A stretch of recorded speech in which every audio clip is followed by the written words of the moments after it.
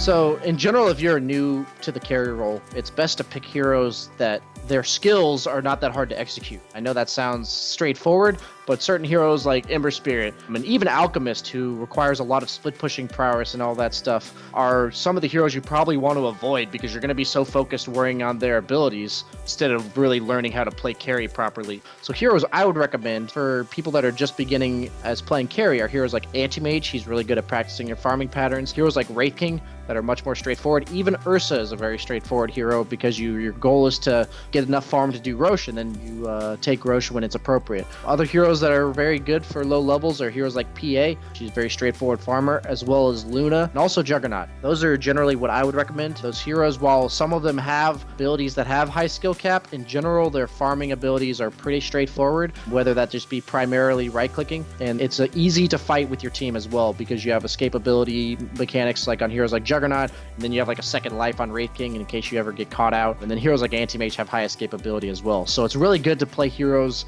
that don't necessarily get punished easily, because if you play heavily position-based heroes right off the bat as a carry, you're going to be so concerned about trying to learn how to farm that you're actually just going to feed because you're so worried about farming that you won't necessarily utilize their kit very well.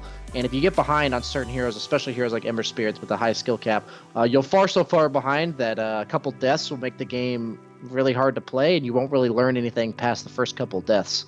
So it's really important to play heroes that can be more forgiving when you get caught out of position, so that next time around, maybe if you get caught out of position, instead of dying, you'll maybe lose most of your health and have to TP back to base. And that's really important to not get punished as much at the low levels, because otherwise you don't learn nearly as much per game when you're playing those kind of heroes.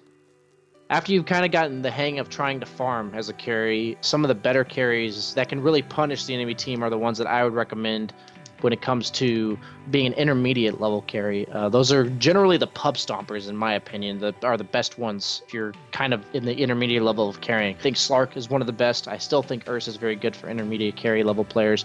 I think heroes like Drow Ranger that are position based can be something like, she's more of a simpler farmer. She farms simply with right clicks, but she's based heavily on positioning. Heroes like that are really strong for the intermediate players because now that you've gotten the farming down, you can worry about positioning. And then heroes like Juggernaut as well are still strong because you can utilize the healing ward and like learning techniques like tread switching on heroes like Slark, on like Juggernaut if you go treads. Heroes like Luna are really good. Once it comes down to the intermediate levels, it really comes down to efficiency. You want to focus on stuff like tread switching, stuff like rotations around the map, stuff like making sure you have the proper items on the carries that you're playing and not just going the cookie cutter builds that are suggested to you every single game. And to do that, you have to pick heroes that vary. You want to pick heroes that are position-based, stuff like Drow Ranger or Anti-Mage. And then you want to pick stuff that split pushes, stuff like Anti-Mage as well, but also heroes like Slark, ones that want to be by themselves primarily. And then you also want to try to pick heroes like Gyrocopter that fight more around their team. And those are important dynamics so that you can learn how to play every aspect of a carry. The last thing you want to do as a carry is become only a farmer, only a team fighter, very one-dimensional. And if you do that early on, then you'll have a hard time breaking out of that one-dimensional play style the more you play. So at the intermediate level, it's really important to change up what type of heroes you're playing and to really like know what your hero's supposed to do in most of the scenarios. And that's like what it takes to be an intermediate carry. So when it comes to being a top level carry, you know, if you're above the 5-6k MMR level, I think the most important thing that people need to learn is not only farming, but making their farming patterns really push to the max. The type of heroes that are best for that in pubs, stuff like mid SF, even though he's a mid hero, is really good at practicing your efficiency, but it's also important to take the other team's farm. Heroes like Slark, I think, are some of the best for learning how to do that initially, because if you stay too long and get caught out, you can almost always escape. Heroes like Ember Spirit are really good for top level carries. Heroes like Naga Siren, if you're really trying to learn your micro as a carry. Things that in general want to be farming all the time but show up to fights are usually the best advanced level carries. Even heroes like Necrolite are really strong for learning how to play at the top level. Even stuff like Razor, Juggernaut, stuff that likes to push towers and may not have the most innate farming speed, meaning like they don't just farm really fast by default. Heroes like Shadow Fiend farm very fast,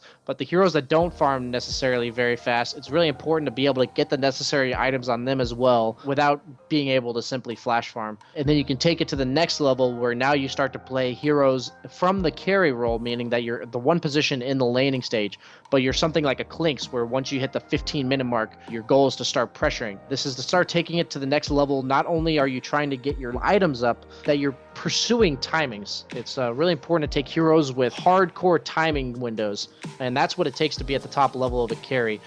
Heroes like Gyro have very hard power spikes when they hit the BKB, Sanj and Yasha, maybe MKB mark. Heroes like Juggernaut, when they get like a Battle Fury or like a Manta, really hit their peak. And it's really important as the top level carry to play heroes like that really hit their power spike and being able to utilize it properly. And that's really the main focus that you should have as like a top level carry, is not only getting the correct farm, but utilizing it in the proper way on whatever hero you're playing. And at that point, really any hero's open to be played. It's just important that it's better to be over aggressive and learn when you're playing too greedily than it is to be really passive and never really die, but never really get as much as you possibly can out of the map. That's the best way to play as a high level carry, because the only way you can really know your limits is if you push past them, even if that gets you killed every once in a while and loses you some games. Learning something about your limits every game is the way to become a truly top level carry, whether that be to stay that extra creep wave, whether that be to try to kill a support solo and then get out when you know that they're going to react. Stuff like that. If you play too passively, you may live more often than not and your MMR may increase, but you'll be one of those players that will hit their ceiling because they'll never really know how far they can push whatever hero they're playing. So it's really important to be able to not only push them to the max, but be able to play those different play styles, meaning like, heroes that can peak at the 15-minute mark and then heroes that really just need to avoid fights for the first 30 minutes of the game. Whatever kind of hero you're playing is really important to play around that specific play style and being able to change that every game.